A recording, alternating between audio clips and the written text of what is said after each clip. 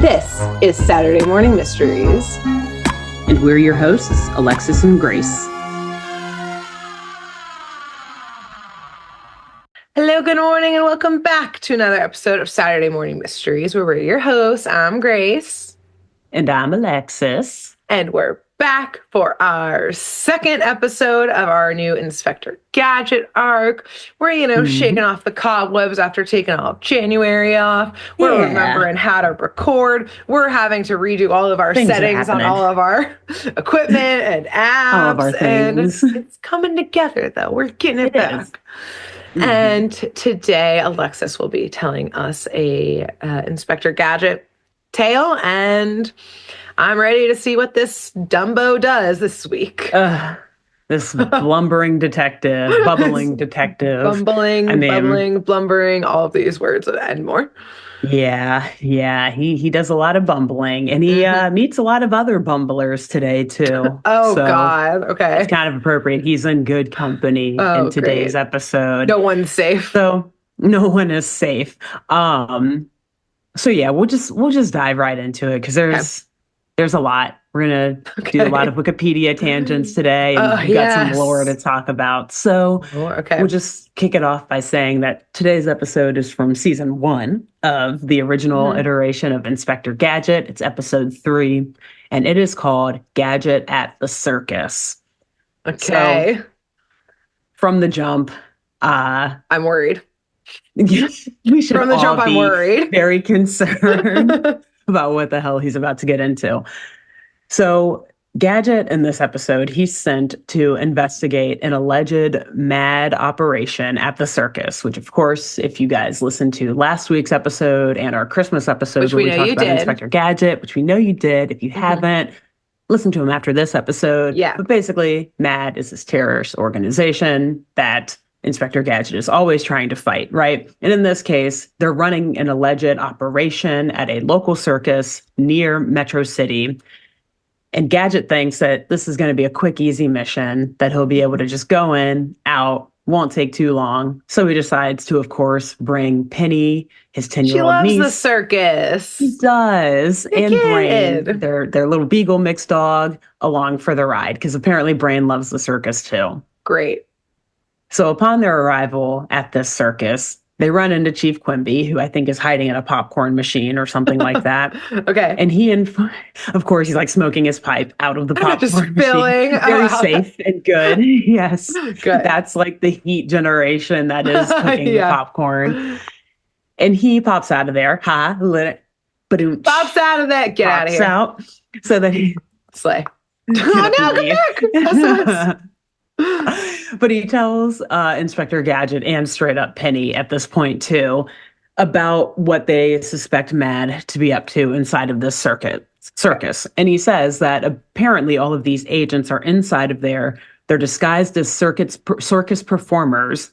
Okay. Mad agents, that is, not police agents, but mad agents. And they've infiltrated this little entertainment operation, and they're using it as a freely moving base from which to loot and steal. That's pretty smart. And the mission, it is actually kind of smart, especially if you think like a traveling circus and all of that. You're in and out from town to town, which put a pin in that. Our second pin of the year, perhaps. Hey, look at us. Aww. But yes, so Gadget's mission, per Chief Quimby, is to expose the mad agents that are inside of this circus and destroy Dr. Claw's cover. And so it's now up to Inspector Gadget, a.k.a. Penny, as we all know, and Brain, to infiltrate the circus and get to the root of Mad's evil plot. Okay. And of course, the way that Inspector Gadget has to do this is by himself going undercover as a circus performer. Okay. Even though they own like the circus company, does he have to get hired? Yep, exactly. I was like, he's just showing up being like, I work here. I work here. Look at me. You guys know me. Yeah. So here's the thing. I'm not so sure that they actually own the circus company based on the way this episode goes down. I do think that only a few rogue agents have somehow infiltrated their way in. Got it. But as per usual, Dr. Claw is always like 5 steps ahead of Gadget and Chief Quimby. And so even if he doesn't own this circus, he still has like surveillance set up everywhere around it. And he even has his own trailer where he's like watching all of this go down with like so screens he's like the and investor, monitors. so they let him do whatever he wants, probably. Sure, exactly. The producer, he's like the president of the board or something of directors. Yes. And so Dr. Claw sees this little secret meeting between Chief Quimby and Inspector Gadget. And I'm not sure if he can hear what they're saying on it, but he sees that they're meeting and he knows, like, all right, well, Gadget's here. He's going to try to fuck up whatever I'm trying to do with this circus. Yep. So he immediately tells his little lackeys on the inside of the circus to keep their eye out for Gadget and to eliminate him at all costs. Okay.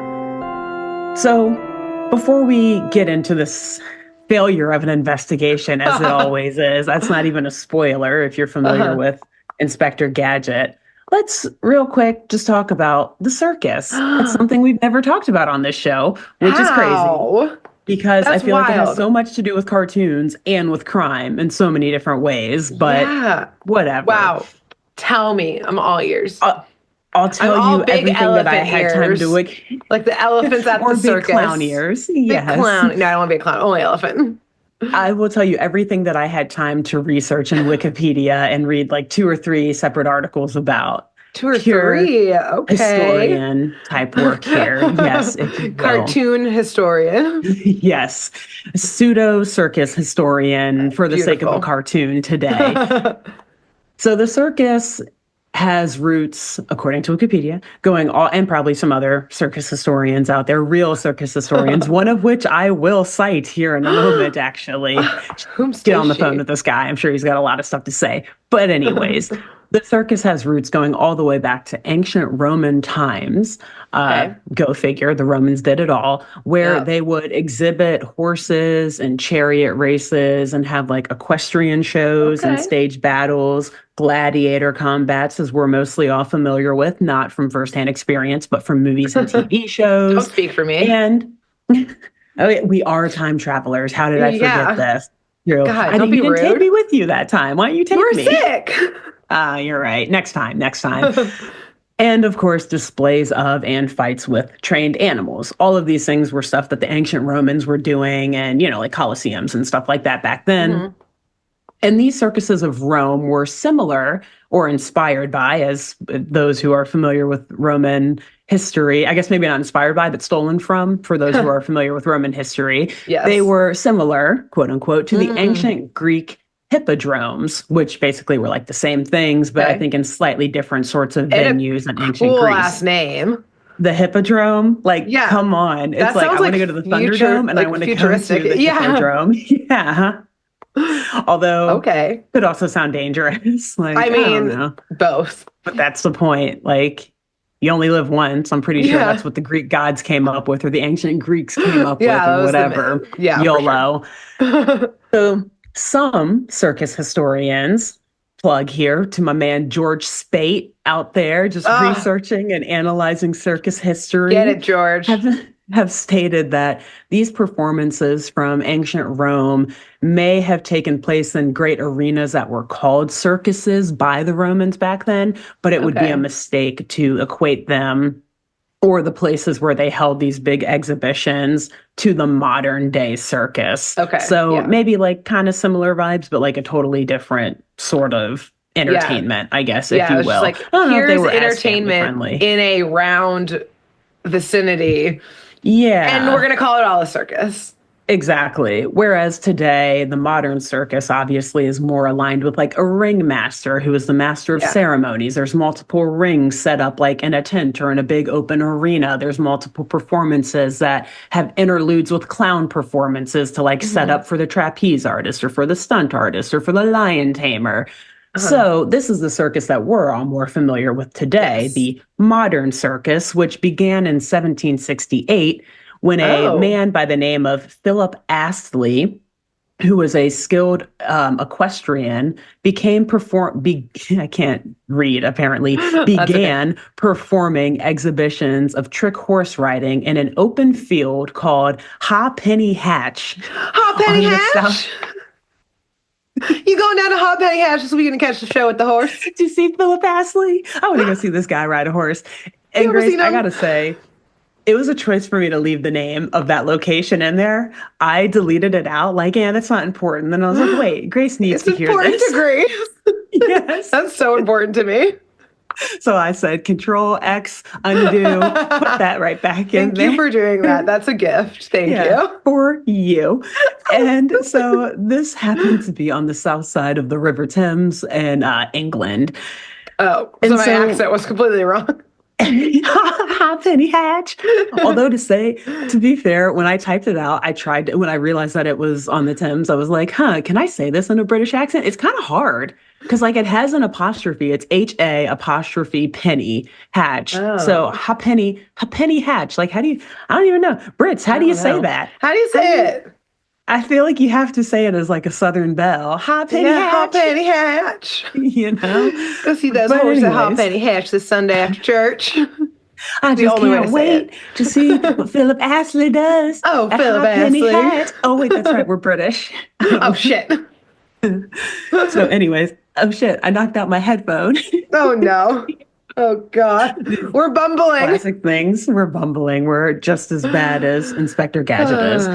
So anyways, 2 years after beginning these equestrian demonstrations and exhibitions, Astley in 1770 decided to also hire acrobats, tightrope walkers, jugglers, and even a clown to fill in the different pauses between all the other like horse and equestrian related demonstrations he was doing. And thus, he changed the format a little bit, and it became what we now know as the modern circus. And I think he then later started calling it himself a circus. Interesting. And so obviously over time, these circuses became a lot more and more popular and more famous, and a lot of various touring companies popped up around the world. Like we know, like the Ringling Brothers and Barnum and Bailey, which are now merged into one major circus. And while the initial goal of these exhibitions was probably to entertain and amuse, there was also obviously a big financial incentive because there was a lot of money to be made. Talk about the Ringling Brothers and Barnum and Bailey. Yeah.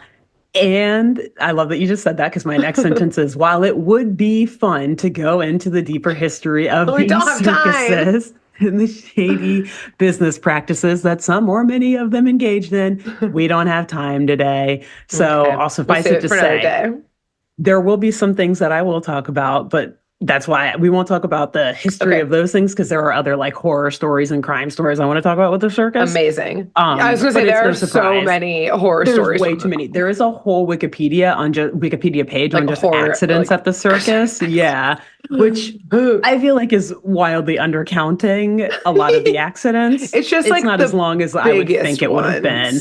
It really, Ringling Brothers and Barnum and Bailey has one staff member who just goes on to Wikipedia and erases and deletes, sends out cease and desist letters. See, that's the other thing too. I'm like, ooh, some of these like circuses are still around, and we do not have pockets deep enough to defend ourselves from any sort of lawsuits. Exactly. So we're just going to skip over that, and instead, we'll suffice it to say that it's no surprise that in history, over the course of time since, 1768, when Lil Philip Astley went to Hot Penny Hatch and decided to start a circus, that some of them have been riddled with dangerous stunts, fraudulent schemes, or at least run by straight up scammers and fraudsters. Some, not all, just a few, far and few between, you know. But for example, only a few months ago, in November of 2024, a former official with a St. Louis, Missouri, Ohio, my God, America, United States, for anyone listening in a different country, a St. Louis-based nonprofit circus was indicted on and accused of embezzling over $120,000 in 3 different ways between December of 2022 and at least December of 2022 and at least September of 2023. Did you say 125,000? 120,000. Okay, that's not enough. It's not enough. I know. Like 3 years?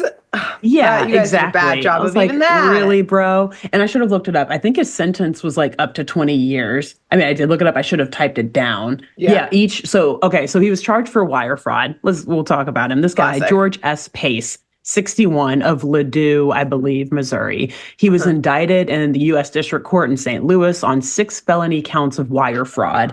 And each of those charges of wire fraud carried a potential penalty up to 20 years. Oh So my he could God. face a lot of time for just $120,000. And I think Not each worth count it, has like man. a $250,000 fine in place of prison. So it's like one or the other. Sir. Not worth it, bro. Not worth it. And so the indictment said that Pace, this man, he was the president of the circus's board of directors at the time. Okay. And he also diverted to himself over $50,000 in circus checks that were supposed to go to pay down a line of credit at a bank, aka pay their bills, pay their debts. And they were supposed to be and he deposited thousands of dollars worth of checks that donors, because this is a nonprofit circus. So he deposited donor checks into his own account and was saying like, oh yeah, it was for circus related expenses. When in reality, I didn't read the whole indictment. I don't know what he was actually spending it on, but it was not, I don't think he was authorized to do any of that. And I don't think it was circus expenses. Damn. And so the indictment also says that Pace fraudulently applied for an $18,200 U.S. Small Business Administration loan and another, and this was in August of 2022. And then later that same month, he fraudulently applied for a second loan of $11,200 through the Paycheck Protection Program, which we're all familiar with. That was all of the COVID relief money. And then I looked back at the date like, oh yeah, that's COVID. So basically, this is another one of those mini fraudsters. He probably had enough money elsewhere, but one of these COVID fraudsters who was trying to just like use the government to pay his bills, but probably was like saying other people are too lazy for not wanting to pay their bills back. And then he's just like lying to get free money. Yeah. From a circus, no less. Come on, bro. One random example from literally 3 months ago. That is still happening. Yeah, but yes. Far and few between, ... for the lawyers listening. Yes, allegedly. And so in addition to that example of fraud and embezzlement, there are also many horror stories about circus disasters throughout history that I'm sure many of us are familiar with, like the Cleveland Circus Fire of 1942, the Hartford, Connecticut Circus Fire of 1944, where I think like 167 people died in that one. I forget how many died in Cleveland, but a lot. The St. Louis Trapeze accident of 1872. That's another St. Louis circus incident. Get out of there. And then also one that I really want to talk about, sadly, because it kind of has to do with today's episode. Oh, God. Is the tragic death of Thomas McCart, a one-armed lion tamer who performed as Maserati, the lion tamer. How did he lose that first arm?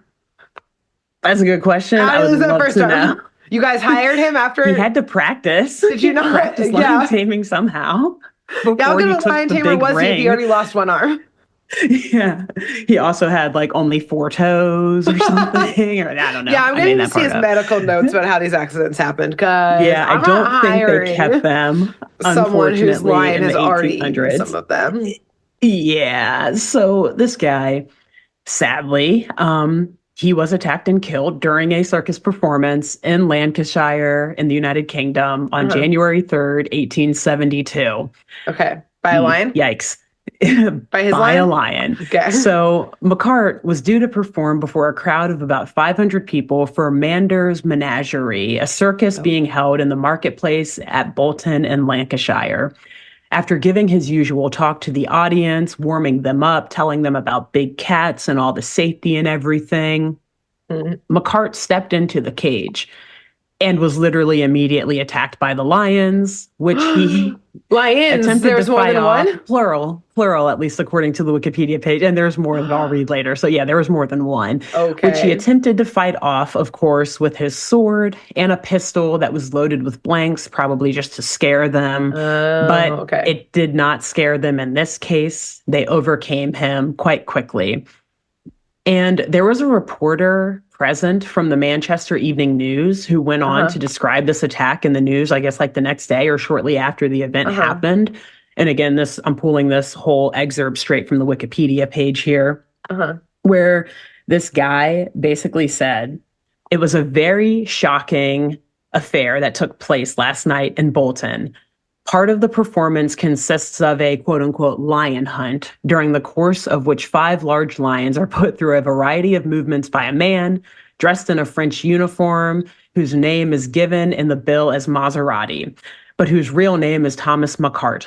Last night, about 10:30, the representation in connection with the farewell visit of the establishment was given, and during its progression, McCart slipped and fell to the floor while engaged in a large cage with the 5 full-grown lions. So he was bumbling. One of the largest.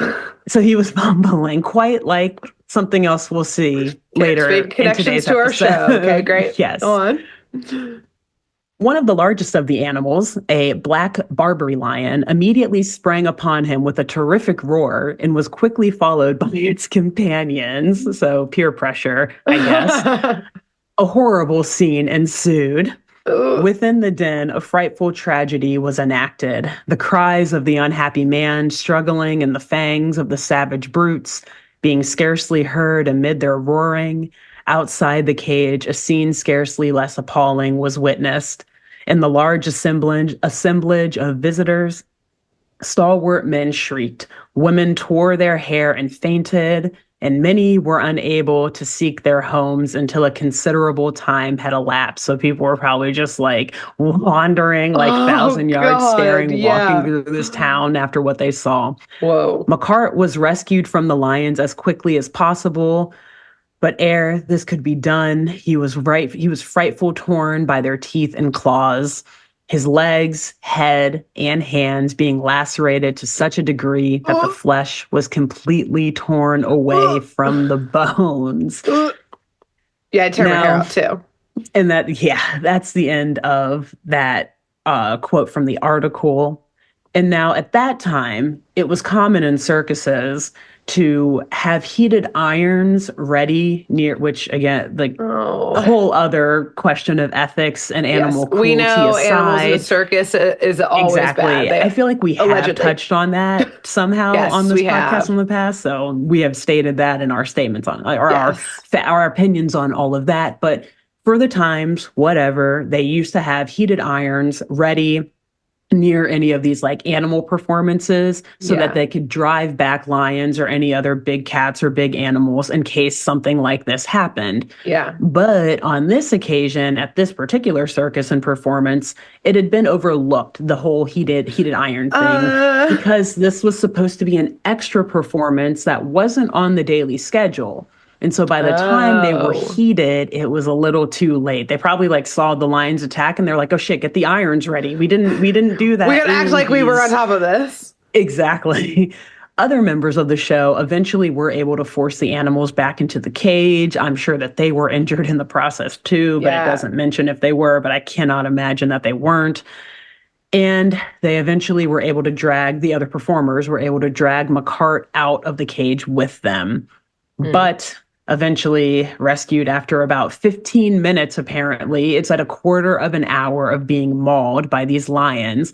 McCart just kind of like gasped out, I am done for. He knew he was dying. Yeah. And he, in fact, did die for that on the way to the hospital. Yeah. So, real quick. In these scenarios, well, one, obviously sad for many reasons because a human died. Also very sad because they probably killed the lions.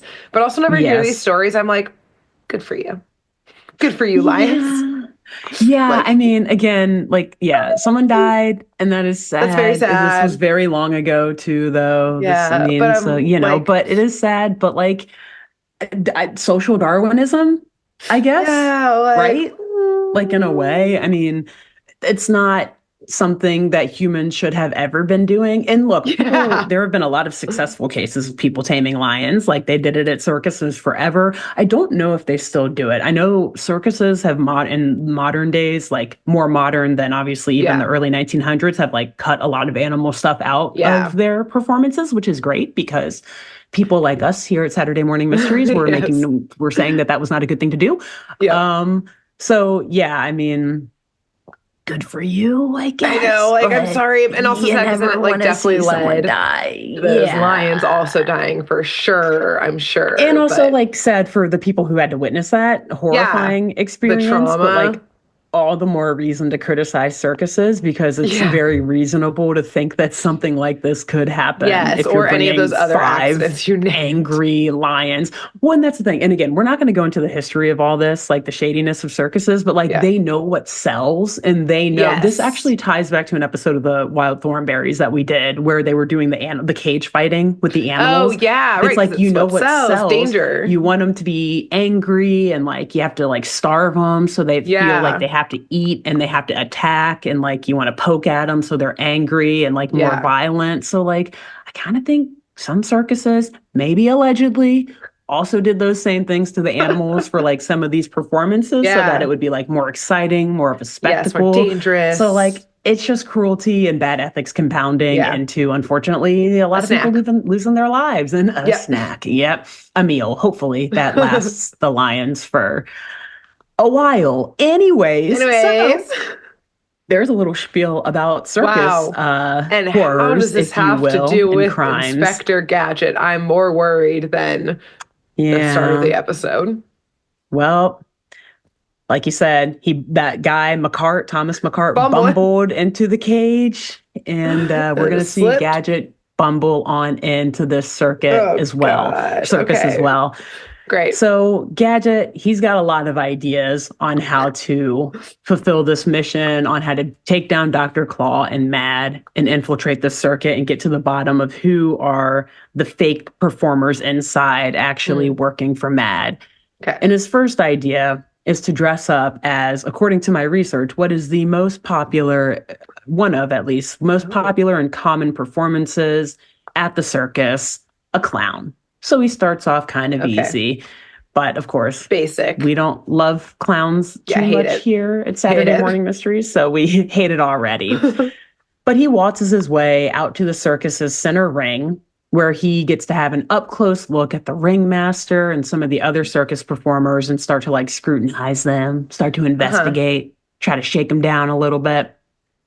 And he's talking to the ringmaster, and the ringmaster is thanking him for being able to join their performance on such short notice, because the clown who Gadget is replacing in today's performance actually just happened to catch a cold. So he's really doing the ringmaster a huge solid by being able to fill in on such short notice. Great. And Penny kind of overhears this conversation, and she feels that the vibes are off, because we know Penny, she just has like deductive reasoning, like Sherlock Holmes level times 10. Like she just knows when something's not right. And so she tells Brain to follow and look after Gadget while he is taking the stage, and that she's going to go and watch the whole performance from the stands, try to get a better like bird's eye view of the whole circus to like see what's going on here. And so once Gadget does take the stage, or like the center ring, the ringmaster kind of sneaks back behind the curtain, and he pulls to the side another clown who's working there, I guess. And he tells this clown to keep an eye on Gadget because Dr. Claw wants him eliminated. Okay, there it is. And the clown is like, gotcha. He assures the ringmaster that no need to worry, he'll get the job done. Great. And I would just like to note also that this clown, I'm so confused by what he is. To me, I'm just going to say, because the ringmaster is a human. All of the other agents, Mad agents we see throughout this show are humans. For some reason, this clown looks like Darwin, again, from the Wild Thornberries. He looks like a primate of some sort. But like he's got clown makeup on, so he's got like gray skin and like clown makeup on, but it's also like his shape. Like he looks like either Darwin or Roger from American Dad, just like the very like pear-shaped body and short. Wait, this is so funny because in my next episode there's also like everyone's normal but one person. I wonder if it's him. It's not the same shape though, but like there's just always one. It's so weird. A choice that has happened. I don't know how to describe it. Because for a second, it made me forget that, like, Brain is supposed to be the only like anthropomorphic animal, you know? Like, here's another one, a monkey. So I was like, wait, is there like a monkey that works for Matt too? This is so strange. So it just took me a while, I guess. I thought that he was like really part of the circus, but then I'm not giving it. I mean, I guess I'm giving it away, but it's because we know, like from the jump, that these two, the ringmaster and this clown, are mad agents. So I was like, wait, that's not actually a monkey, right? Like it would have made sense if it was a trained monkey, but the talking doesn't make sense. But he's literally speaking. So that's so. I just funny had to point that out. I was like, I know Grace will get a kick out of this, like some hybrid between Roger and Darwin. I don't know. He's got Roger's sass, but also Darwin's kind of like shape. I don't know. Face. Oh, anyways. Oh man. So you're just saying that there's a ringmaster and a really ugly clown? Yeah. So reasonable that like Chief Quimby knew something weird is going on here. He like went to that circus and said like, be a clown and cover that up. Yeah, but this is the best way that we can make you hide in plain sight. Just paint your face. By making you as like obvious as possible. Yeah, but you're a clown, so it's okay. It's fine. Yeah, it's okay if you look very strange. So anyways, yes, thankfully, Brain, he listens to Penny's message about following Inspector Gadget. And he is able to do his job as he usually does. He's a good dog, and he protects Gadget as he's bumbling his way through this first performance as a clown that obviously the ringmaster and the other clown, who are secretly mad agents, are constantly trying to sabotage. And so there's all these like booby traps and like things trying to land on him as he's juggling and as he's doing other clown shit. That Brain very bravely steps in the way of, or, pushes Gadget to the side for and saves him. Mm-hmm. And of course, Dr. Claw is watching all of this happen from his little secret trailer, his little, surveillance setup. And he's very angry that the clown and the ringmaster aren't able to eliminate Inspector Gadget. Mm-hmm. So Dr. Claw, at this point, swears that he's only going to give his lackeys one more chance to get Gadget out of here. Okay. And Penny, back in the tent, she's still feeling super sus about the ringmaster. Like, she sees all this crazy stuff happening to Gadget as a clown and Brain, like, stepping in and saving him. And she's like, okay, well, I should probably do some investigating because the ringmaster would be trying to stop this, if he wasn't guilty. So she snoops around the circus grounds and starts, like, looking around some of the trailers out back for some clues. And she comes across the ringmaster's trailer and tries to like break in there, but she's caught by him and plays it off as just being, I'm just a cute little 10-year-old girl. Circus. I don't know where I am. I'm looking for my uncle. He's a clown. Has like a laser gun in her back pocket. Like high-tech watch with a satellite coming out of it. I'm lost. What do I do? But somehow the ringmaster falls for this and is like, well, if you're looking for the clown trailer, it's over there. Get out of here, little girl. So she runs off and she makes her way over to the clown trailer where, of course, her Uncle Gadget and Brain are preparing for their next performance, which in this case is lion taming. Okay, is he still as a clown or has he switched to... So now... I forget if he switches. So... he might be back in his regular clothes for a second, but he does switch into a long when he goes pink back like on stage. ringmaster jacket, for when he's back on stage. Okay. But I will say he still keeps his hat on. So when he was a clown, I think he actually took his hat off and put a different hat on. But now he has his hat on and doesn't have any face paint on. So it's like obviously Inspector Gadget just in like a long pink coat now. Yes. So he's not really doing a good job of hiding. Pink undercover, Yeah. So Penny is very concerned when Gadget tells her that he's getting ready to do a lion taming performance. Yes. She's like, she knew about the history of she knew about Thomas McCart. Yeah. She knew. She's smart. Like, she knew. Yeah, I guess on the bright side, like a lion can't really eat metal arms, maybe. So like, probably rip them off. Yeah, exactly. Like it still can't end well. There's no good ending for this.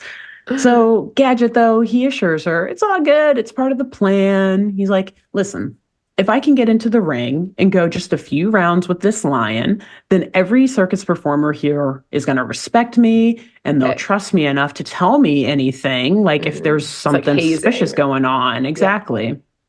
And so Penny still is not buying this, and Gadget sees it because, again, it's a giant lion, and Gadget is Gadget. But Gadget tells Penny that he and the lion, who is very adorably named Brutus, are actually super cool. And they actually are, which is kind of cool and adorable. Oh, like they're buds? You see, they're buds, actually. You see Inspector Gadget petting him, and Brutus is just kind of like bashfully looking at him. He's actually a very calm and tame lion, which is adorable. And he actually very sadly seems just like he's malnourished and like depressed. He's just exhausted. That's why he's not fighting. A wagon. Yeah, exactly. Like he's in a caged wagon, and he's just like, I want to get out of here. I will be very nice to whatever person lets me out of here. Yes. And so Penny, she looks at the lion, at Brutus, and she kind of agrees, like, okay, if you say so, Uncle Gadget, like, I think I trust you. But also, Brain, stay here and protect Uncle Gadget in case anything happens. Brain, get ready to fight a lion. Get ready, Brain. Hope you're ready. It's happening. It's happening. Gadget then tells Brutus after Penny walks away. He like whispers over to Brutus, like, all right, buddy, put on a good show, and I'll see what I can do about getting you out of the cage for good behavior. Which, again, yikes. Yeah, yikes again for the whole animal cruelty aspect of the circus. Anyways, so when the performance finally starts, Gadget, he takes the stage, and he's announced by the ringmaster as Gizmo the Lion Tamer. Okay. Gizmo, Gadget, like kind of the same. Like they clearly know who he is. Yes. Yeah, that's why the ringmaster gave him that name. He was like, "What's your nickname, Gadget?" Gizmo, the Lion Tamer. Yeah, we definitely don't know who you are from the jump. Yeah, you're doing a great job. You're doing great. Being Go in there and undercover. just have that lion attack you. It's perfect, perfect. So Brutus jumps out of the wagon after this massive wagon is like wheeled out to the ring. He jumps out, this lion, and he seems to be really into the part at first, like 180 from the lion that we just saw a second ago, right? Maybe the promise of freedom is enough for him to really, lean into this role. Yeah. But he actually starts to get a little violent with Gadget, and he's not holding back his attacks or viciousness whatsoever, to the point where he even tries to chew off Gadget's head. Oh, so method acting. He's really into it. He wants that award, which again is liberty for all lions. So Penny again is feeling like something's not right here. She's like, this is a lot worse. Uncle Gadget assured me his safety. I knew I should not have believed him. I always mistakenly trust him, and you know what? Shame on me.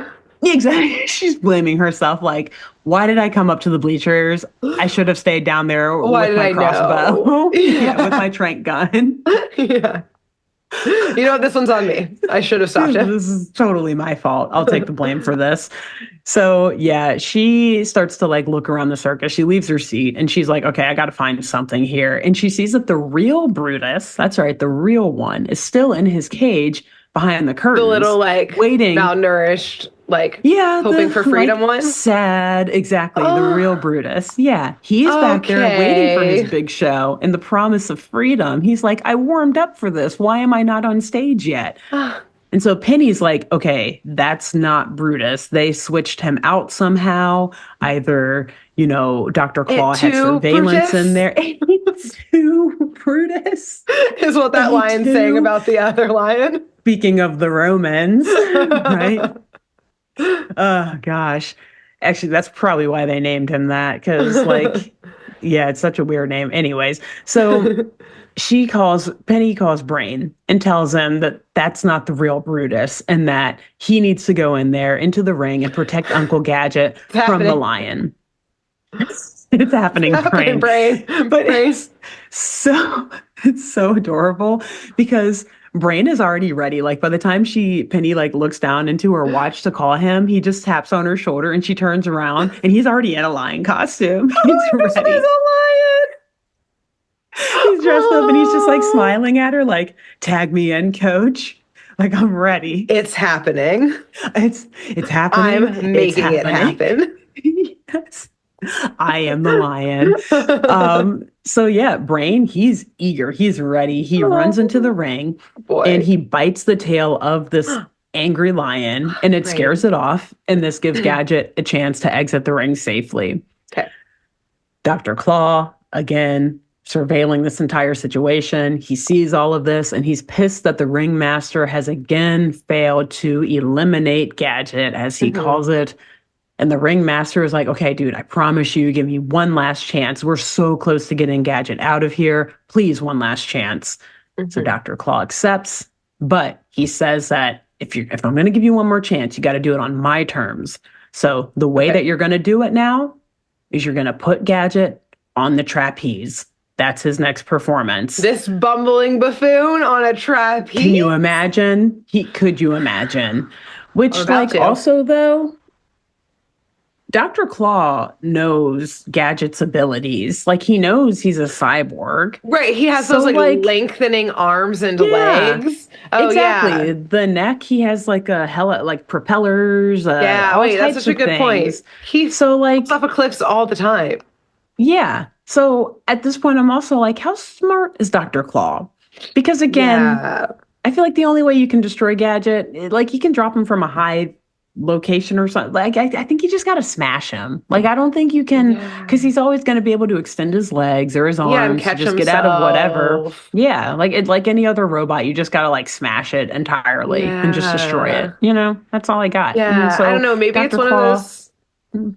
Maybe it's one of those things with Dr. Claw, and, you know, maybe this is our first piece of wild speculation for our characters here in the series, is maybe, like, you know, when someone doesn't feel like, I define myself by the role that I can play for someone else. And if that person's not there, who am I?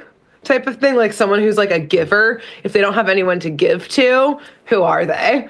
If he doesn't have an arch rival, who is Dr. Claw? Who is he? Yeah, he can't face himself. Yeah, he needs Gadget. He needs to be the someone foe. Indestructible like himself. Yes, he needs to be the foe of Gadget, because if not, whomst is he? Who is he? He has to look at himself in the mirror for the first time in maybe Dr. Claw's entire life. So this is, you know, just a thought. That's why he doesn't ever fully kill him. That's why he's sending other people to do it, because he's like, well, I'm not the one who accidentally kills him, because I could never. And then he does dumb schemes like this to keep up face with the squad, but is like, at night, it's like he's got a little Helga vein in him he has like the secret locket, but it says my enemy instead of a heart. Yeah. As like an X through it, and it's Gadget. So basically what you're saying is a Batman and the Joker type of situation. Yes. But way dumber. Yeah, but way dumber. Way dumber. They may be equally as in love with each other, though. Yes. Yeah. But, like, Gadget doesn't even realize that, because he's, like, never actually realized who Dr. Claw is. He's, like, never seen it. Yeah, he thinks he knows and actually has no clue. Yeah. Interesting. I like that. And I think it fits. Because, again, Dr. Claw has to know. Continue to We'll fine-tune this over the next 6 more weeks. Yeah. Defines himself in some way by Gadget's presence into the you know, absolutely fully. Well, or he's a double agent also working for who knows what. A quadruple agent kind of thing. We don't know. We'll get into it.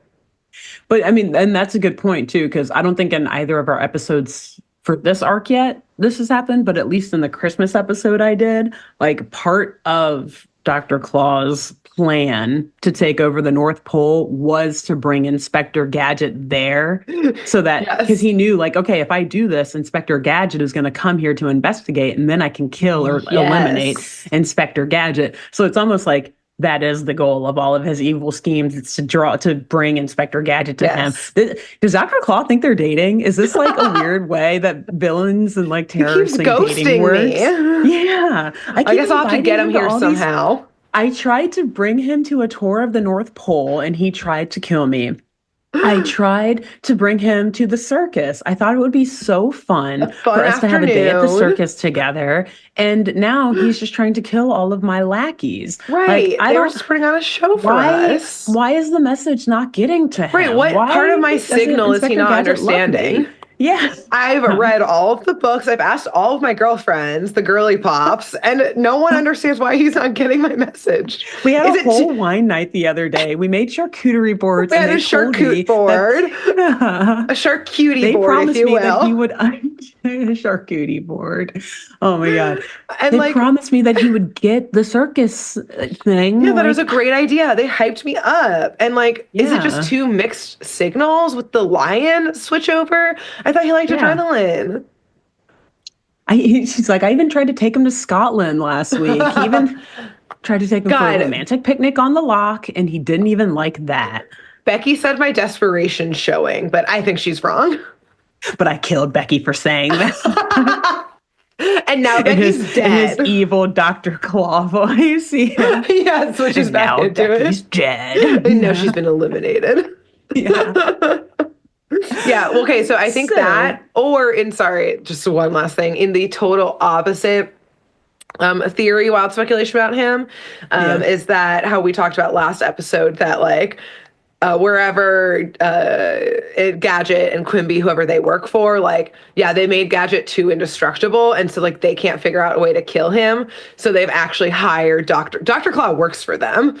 Yeah, exactly. Completely. He's just it looks like he's a different quote unquote terrorist agent. And so he's just a mole within a mole, basically being we're funneling so much money through an offshore bank account to Dr. Claw to figure out a way to fucking kill the Gadget. But Dr. Claw knows that if he kills him, where's his money going to come from? How's he going to get paid? He's got to keep milking it for as long as he can. Hired him. In this economy? You think you're going to kill? Please. You think you're going to bite eggs cost? You know how much goons cost? Today? Expensive. It's so expensive. So he already cut corners on their health insurance, so he knows that you got to keep it easy. He's got to keep it running through, Becky drinks so much wine at wine night. But it's also fun. You know how much wine costs for these wine moms, these soccer moms? How much oil changes in these minivans cost? All right. But it's also funny, if that is true, which I do like that idea, poor Penny and Bran are just collateral damage at this point. Yeah. That's how dangerous. Doesn't give a shit. Dangerous Inspector Gadget is, that they're listen, if you have to take her and Brain out too, then sorry, we'll send flowers to her real family. But right. They're just so desperate to get rid of Gadget that they're willing to kill this child and the dog, or at least this child. And they're look, if Gadget got any sort of intelligence, we're all fucked. That's why all of these attempts are so desperate, because they're if he learns how to read, what do you think we're going to do? We're done. He's going to be too powerful. We're done. Yeah. And Dr. Claw's I'll definitely take care of it. Did you do the deposit for the last mission yet? By the way, I haven't seen it in the deposit, my bank account yet. Could you get that on that? Yeah. So anyways, just things to think about. Yeah. As we continue on this journey of Inspector Gadget. So... Yeah, so anyways, back at the Metro City Circus, the ringmaster now informs Gadget that, hey, one of the trapeze artists from the Flying Zucchinis, the trapeze act, he's unfortunately come down with a cold. I guess it's cold season. It's going around here. Spreading. And they need Gadget to be his stand-in. Okay. At which point, I'm dude, I don't think are there stand-in trapeze artists? Does it work? I mean, I'm sure there are, I guess, if they're part of the troupe. But that's not... Yeah, but a rando... At this point, Gadget should have many red flags flying up out of his little fedora there, because you don't usually just pull someone off the street asking if they can stand in for a trapeze artist. Yeah. But you know, Gadget, I saw you audition as a clown, but could you also tame a lion and then get on the trapeze? Yes. Get on this trapeze that is 100 feet in the air, probably. I hope you didn't lie on your resume you gave us, because we're going to ask you to do these things. It's on your resume. You didn't lie, right? You didn't lie. We're not going to fact check or background check if you did. So good thing you didn't. Get up there. Right. Yeah. Right. Now, here's your 5 cents for the day, by the way. And your free piece of bread. I was saying some peanuts trailer. From the floor that people dropped. From the elephant trailer. Extra. So again, Penny is feeling the bad vibes all around. She knows that this ringmaster is somehow behind all of these dangerous stunts that Gadget's being forced to go through. And so she again tells Brain to follow and protect Gadget while she investigates some more.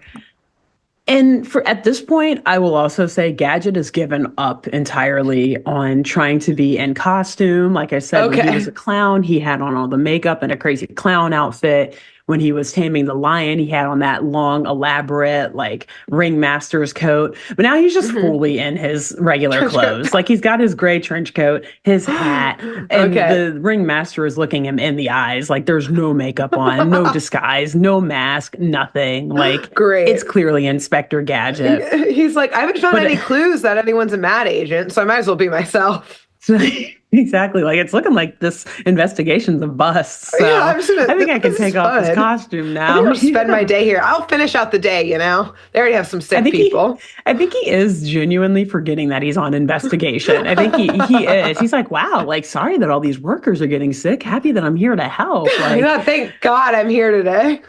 Like at least in previous episodes, he claims to be like looking around for things when he stumbles into other areas. Here he's just like no full method. Like he is a carny, or like he is a circus performer at this point. Dream. Like he's getting ready to pack up his little bag and tie it to a stick and hop onto a caboose and hit the next boxcar, the next boxcar, and follow the circus to its next location. Where that circus will take him. He forgot about Penny. Yeah.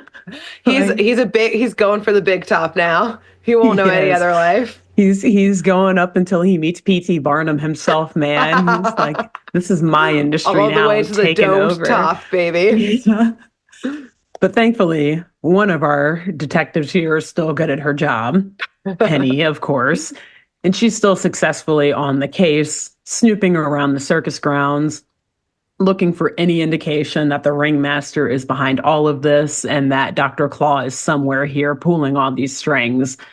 And so she comes across a man while she's snooping around. I'll say it this way first. She's walking and she hears like some odd, pained and struggling moaning coming from somewhere, from a man. And so she, unwisely for a 10-year-old little girl who has no adult supervision right now, makes her way closer to the concerning moaning crime noises. Is about to happen. Absolutely. Many, perhaps. And so she sees behind some bushes a grown man. Where is this going to go? Which direction are we going? I'm so worried. You guys on the edge of your seat. What crime is about to occur? A man is tied up and gagged. Still don't know exactly where we're going.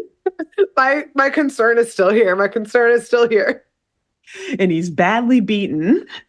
Okay.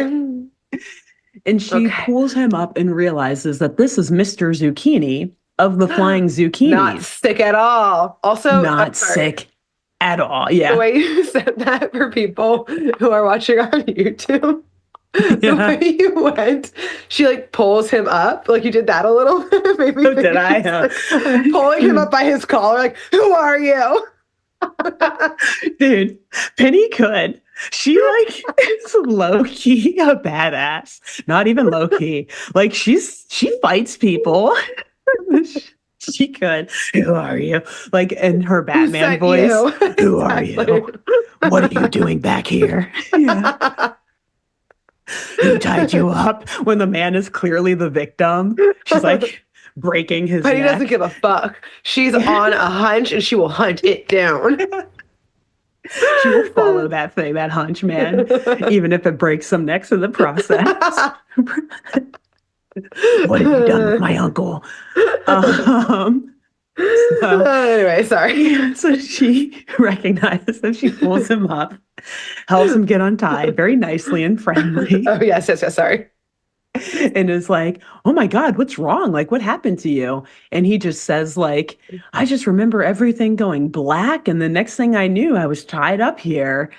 And so at this point, yes, like you alluded before, Penny realizes the ringmaster lied to them. This guy isn't sick. He was literally assaulted and like kidnapped or like tortured. This was the crime. This was the crime we witnessed. was this man. Finally, we got something. Now, sorry, does Penny untie him or does she say thanks and leave? Oh, she just pushes him back in the bushes. She got the info she needed. I want to say she does. She definitely ungags him at least because he does start talking and explains to her. Yeah. I think she does untie him because I feel like he like starts rubbing his head and crying like, oh my God, I got like hit over the head. Everything went black. How fucking funny would it be that she like takes a tape off of his mouth? Like, what happened to you? Oh, someone hit me in the head and I found out I was whatever. And then she's like, Brain, we gotta go. And then runs away. She's like, how? She only like took the tape off like partially and then she puts it back on. Covers it back up. They can't be on to me. You still have to play the part as a kidnapped trapeze artist. Oh God. So yeah, I guess she saves Mr. Zucchini. Great. She calls Brain on her little watch thing and tells him that the whole trapeze act is a setup. It's a trap set up by the ringmaster. And of course, this is confirmed by Brain, who's like, yeah, it's not going well in here for him. Like, oh no. Every time that Inspector Gadget tries to like release himself, it's one of the swinging trapeze things, I should say, because there are different types of trapeze, but it's like where you start up elevated and you swing like down on the bar or whatever. Yeah, exactly. And like the other little clown dude who looks like Darwin is like cutting lines, cutting holes in the net underneath. They're doing all these crazy things to sabotage the act, right? So Brain is like, yeah, can confirm that this is a setup. So please come in here and help. And as per usual, though, Brain, before Penny gets back, is able to save Gadget from almost certain death and destruction at every turn and every corner. And this is embarrassing and upsetting these mad agents in the process. So Dr. Claw, at this point, honestly, Dr. Claw maybe has a bigger heart than I do, because he is still willing to give these mad agents one final chance. And he said that like 3 chances ago was the last chance. So he's still out here giving people second chances. You know what? 2025, maybe be like Dr. Claw. Give people second chances. Third chances. Maybe even 4th chances. Wow. 5th chances is too many. But like, that's too far. 4, I think we could all be a little bit more like that, you know? Yeah.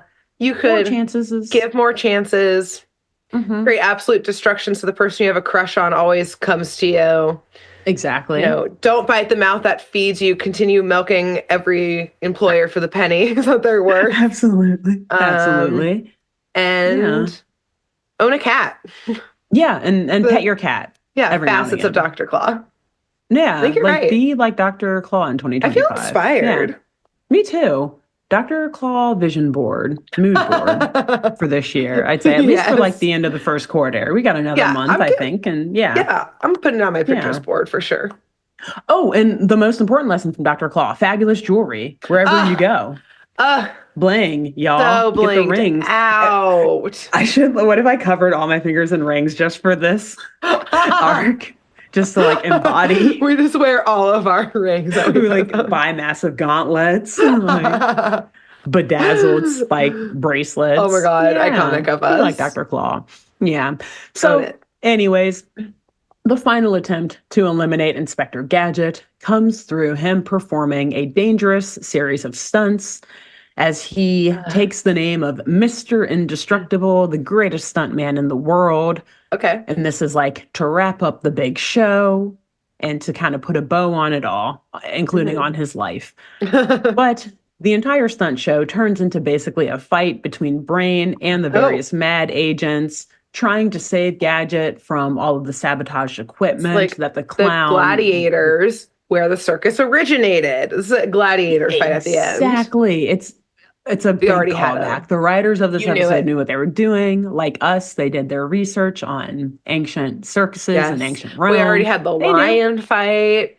Exactly. You knew when you brought that up at the beginning. You knew. Exactly. Like, they're going to take a Roman turn in here somewhere. I can feel it. They have to. And so, yeah, Brain is basically fighting off the like little Darwin clown mad agents around every corner, trying to like make sure that Gadget gets all of these stunts done safely.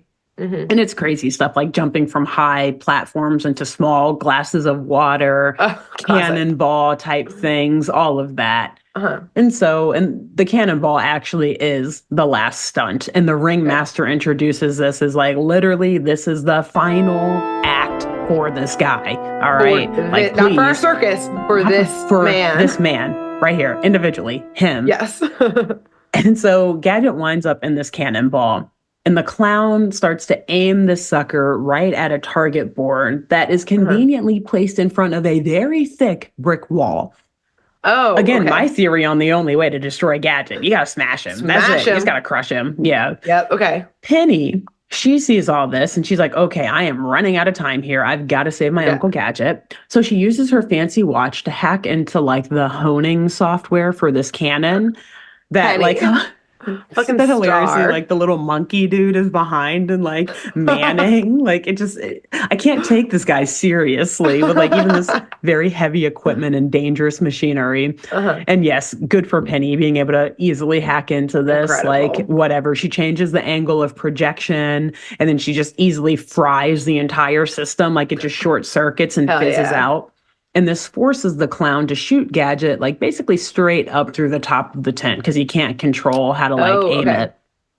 So the ringmaster sees Gadget flying through the tent and he orders the other mad agent, the little clown, to follow Inspector Gadget and not let him get away.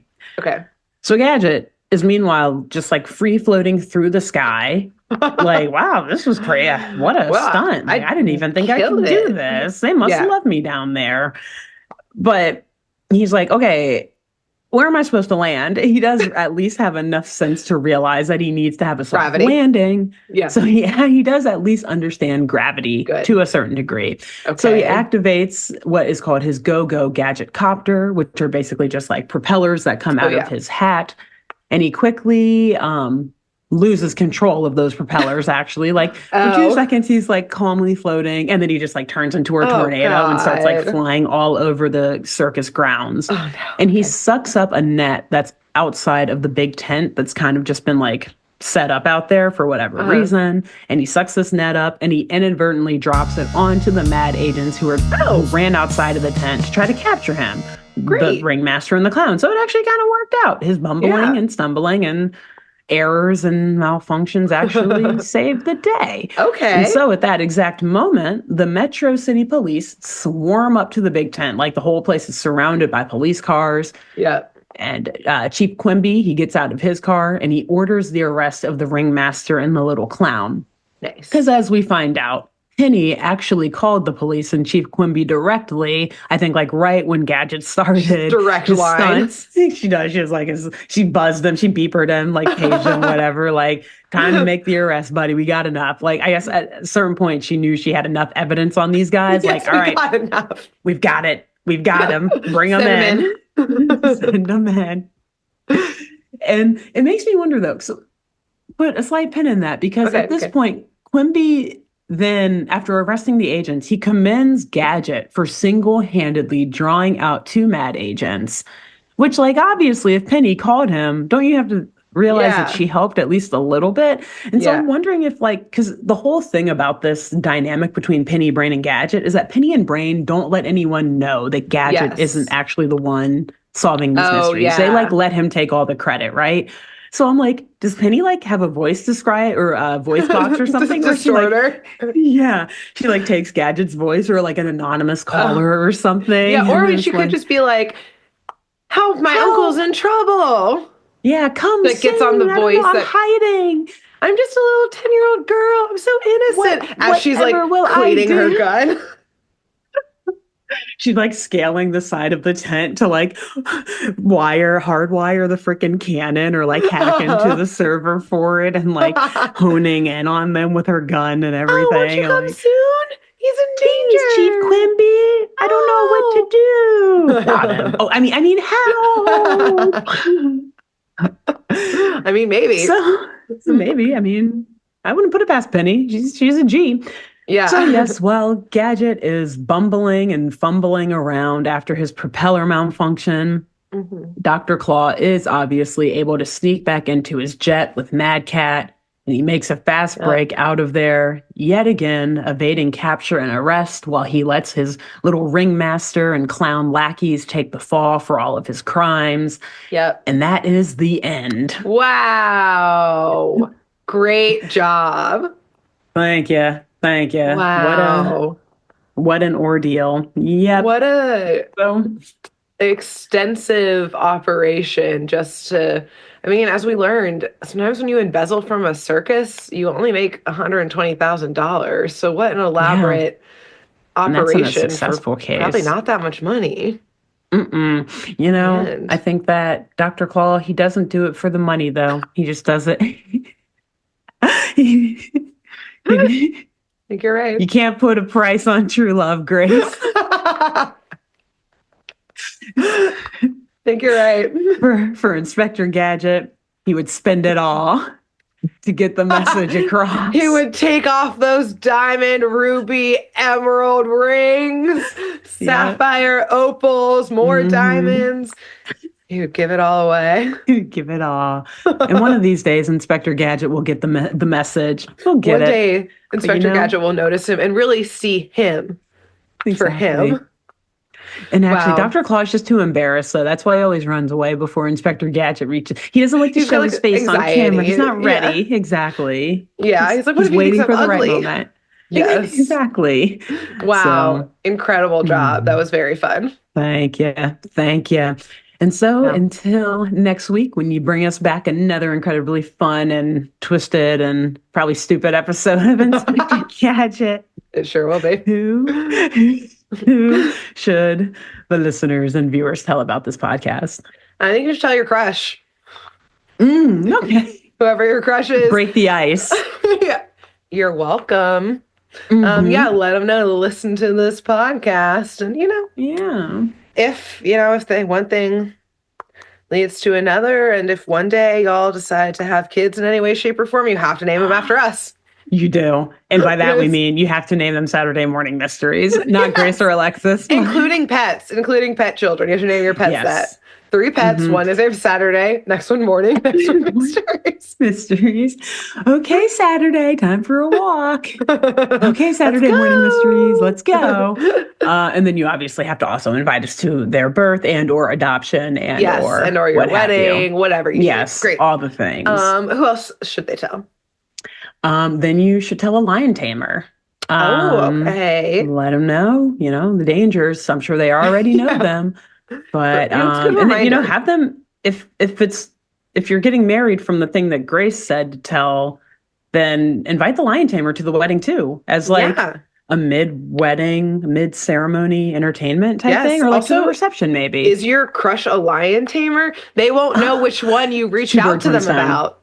Exactly. And then you can play the flirting game even longer. Oh my God, I don't know. And then maybe they'll make the first move instead. And you're welcome. Look, guys, we just created the most adorable meet cute rom-com here, all over Inspector Gadget and lion taming. You love to see it. You love to see it happen. Amazing. Wow. We're starting the year off strong. I'm happy for us. Look at us.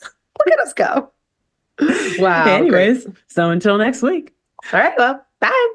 Bye. Thanks for tuning in to Saturday Morning Mysteries. If you enjoyed this episode, please share, rate, review, leave us a like, and drop a comment. We post episodes every Saturday and bonus tune tangents whenever we feel like it. So please subscribe so you don't miss the shenanigans. And if you want to follow us on YouTube, click the bell under the YouTube subscribe button to receive notifications when new videos are posted. And if you want to subscribe to the podcast, we have no idea what you're listening to us on, so just hit the big subscribe button on whatever app you're using. We believe in you. Give us a follow on Twitter and Instagram at SatmornMist, all the abreves, and let us know if you have any episode or show requests by emailing SaturdayMorningMysteries@gmail.com. Thanks to Jenna Kendall for the logo design and to Ava Sakiki for the music used during this week's episode. See y'all groovy kids next week on Saturday Morning Mysteries.